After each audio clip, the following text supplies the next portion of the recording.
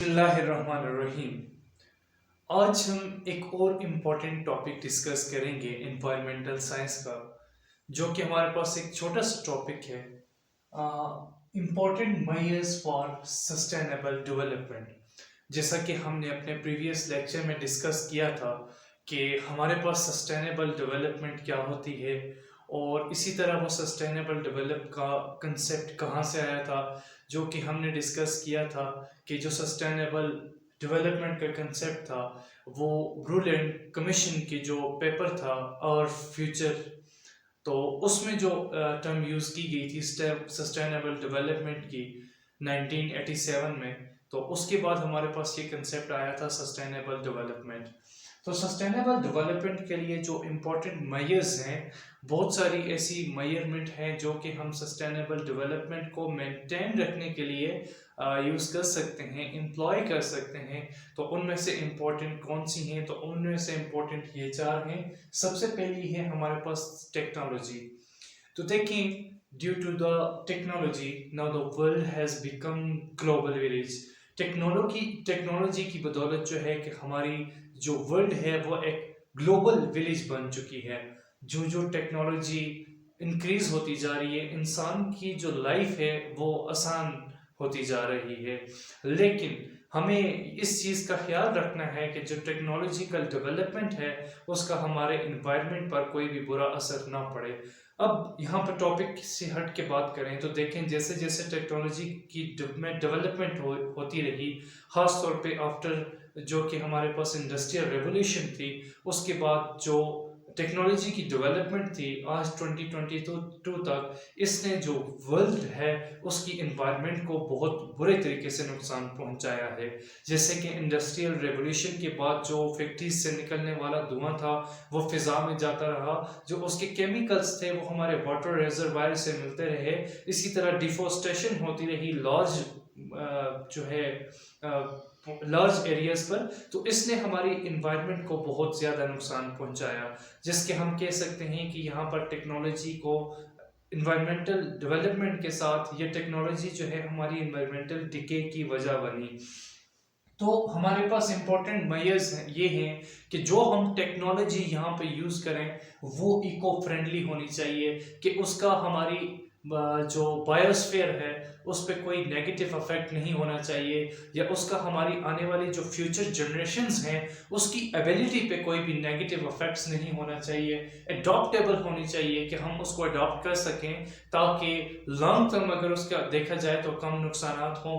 उसके बाद resource efficient होनी चाहिए, कि ऐसी ना हो कि हम टेक्नोलॉजी डेवलप करें, उसके रिसोर्सेज जो हैं उसको हम सारे एक्सप्लॉइट कर दें और हमारे फ्यूचर जनरेशन्स के पास कोई ऐसे रिसोर्सेज ना हो जिनको यूज़ करके वो इस टेक्नोलॉजी को यूज़ कर सकें। फॉर एग्जांपल, जैसे ट्रांसपोर्टेशन में बहुत ज़्यादा बर्निंग ऑफ फॉसल फ्यूल्स होती है, यही फॉसल फ्यूल्स जो है वो हमारी जो एयर पोल्यूशन है उसका काज बनती है, और उसकी वजह से बेबहा बीमारियां और इंसान की जो लाइफ है उसको आसान बनाने के बजाय मुज़र होती जा रही है। लिहाजा हमने जो टेक्नोलॉजी है वो इको फ्रेंडली अडॉप्ट करनी है। और उसके बाद इसके लिए एक और टर्म यूज़ होती है कि जो नेचर लविंग हमारे पास टेक्नोलॉजी हो हमने उसे अडॉप्ट करना है, उसको यूज़ करना है। नेक्स्ट हमारे पास है 3R formula: reduce, reuse, recycle. Reduce, सबसे पहले देखें इसका जो पहला आर है reduce. What is meant by reduce? देखिए, हम जो भी यहाँ पे डेवलपमेंट करते हैं उसमें हमारे पास रॉ मटेरियल की हमें ज़रूरत होती है। वो रॉ मटेरियल हम अपनी इन्वायरमेंट से एक्सट्रैक्ट करते हैं।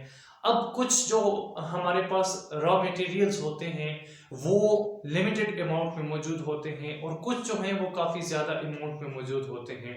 हमने इनकी एक्सट्रैक्शन को इस लेवल तक रखना है ताकि हम इसकी जो हमारे पास रॉ मटेरियल है उसकी डेवलपमेंट और हमारी एक्सट्रैक्शन को मेंटेन कर सकें, ताकि उसका कोई भी इन्वायरमेंटल अफेक्ट ना हो, नेगेटिव अफेक्ट ना हो, और हमारी फ्यूचर जनरेशन्स जो हैं वो उस चीज़ को लेने के लिए नाकाम ना हो। उसके बाद रीयूज, हम ऐसी चीज़ों को यूज़ करें जिसको हम रीयूज कर सकें, रिसाइकल कर सकें। फॉर एग्जांपल प्लास्टिक की एग्जांपल आपको दें, प्लास्टिक एक ऐसी चीज़ है कि हम इसको रिसाइकल कर सकते हैं, एक प्रोसेस के बाद ये रिसाइकल होती है। तो हमें चाहिए कि हम ऐसी चीज़ों का इस्तेमाल कर सकें जो रिसाइकल हो सके, इसके बजाय कि हम उसकी जो रॉ मटेरियल है उसको एक्सट्रैक्ट करें। इससे जो है इन्वायरमेंटल एक्सप्लॉयटेशन बहुत ज़्यादा होती है। उसके बाद रिसाइकल, रिसाइकल मीन कि अगेन वो मार्केट में आए, अगेन हम उसको रीयूज करें, रिड्यूस करें। तो ये सारे प्रोसेस जो है 3R फार्मूला कहलाता है। 3R फार्मूले के तहत हम सस्टेनेबल डेवलपमेंट की तरफ मूव कर सकते हैं। उसके बाद देखें इन्वायरमेंटल अवेयरनेस। आज तक हमारे स्टूडेंट्स को ये नहीं पता कि जो हमारा इन्वायरमेंट है उसके साथ हमारा ताल्लुक क्या है। हमने एजुकेशनल इंस्टीट्यूशंस में, स्कूल्स में, कॉलेजेस में, यूनिवर्सिटीज़ में इस चीज़ की इन्वायरमेंट जो इंफॉर्मेशन है ये बच्चों तक फैलानी है, हमारे आने वाली जनरेशन्स तक फैलानी है कि वी आर डिपेंडेंट और इन्वायरमेंटल रिसोर्सेज, कि हम जो हमारे इन्वायरमेंटल रिसोर्सेज हैं उनके ऊपर डिपेंड करते हैं। And over exploitation of that resources causes harmful for the human being। और जब हम उनकी ओवर एक्सप्लॉयटेशन करेंगे तो ये इंसानी सेहत के लिए, इंसानी लाइफ के लिए मुज़र सेहत हो सकता है। और उसके बाद देखें जिस तरीके से हम डिफोरेस्टेशन कर रहे हैं, और कहा जाता है कि हर साल 500 अरब एकड़ जो ज़मीन है उससे डिफोरेस्टेशन की जाती है। तो ये डिफोरेस्टेशन जो है हमारी आने वाली नस्लों के लिए तबाहकुन साबित हो सकती है। नेक्स्ट है हमारे पास resource utilization as per carrying capacity. देखिए हर चीज की कैरिंग कैपेसिटी होती है, हमने जो रिसोर्स की यूटिलाइजेशन करनी है वो उसकी कैरिंग कैपेसिटी के मुताबिक करनी है। फॉर एग्जांपल कि जैसे जैसे पॉपुलेशन में इजाफा होता जा रहा है तो हम जो रिसोर्स एक्सट्रैक्ट कर रहे हैं एनवायरनमेंट से वो बहुत ज़्यादा कर रहे हैं और उसकी कैरिंग कैपेसिटी उससे कई ज़्यादा कम है। फॉर एग्जांपल कि हमें ऑक्सीजन की ज़रूरत होती है ब्रीथ करने के लिए, तो ऑक्सीजन हम डेफिनेटली ट्रीज प्रोवाइड करते हैं।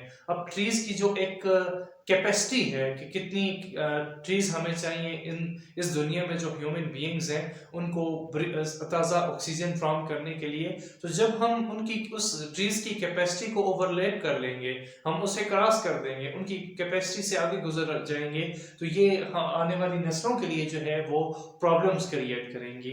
तो फिर ऐसा भी हो सकता है कि एक हमारी फ्यूचर जनरेशन्स के बाद बेहतरीन प्लान हो ट्रैवल करने के लिए और फ्लाइंग टैक्सीज हों बट फ्रेश एयर ना हो, तो उसकी लाइफ का कोई फ़ायदा नहीं रहेगा, वो इंसान के लिए हार्मफुल हो जाएगी। इंसान उस टेक्नोलॉजी को खा नहीं सकेगा जबकि रिसोर्सेज ख़त्म हो जाएंगी। तो जो कैरिंग कैपेसिटी है उसको मद्देनजर रखते हुए हमने जो है डिफोरेस्टेशन करनी है, साथ साथ एफोरेस्टेशन भी करनी है, ताकि जितने दरख्त काटे जाएं उतने ही दरख्त लगाए भी जाएं। तो इस तरीके से हमारी डेवलपमेंट भी होगी और इन्वायरमेंट जो है वो भी सस्टेन रहेगी। और यही आज का हमारा एक छोटा सा टॉपिक था। Thank you.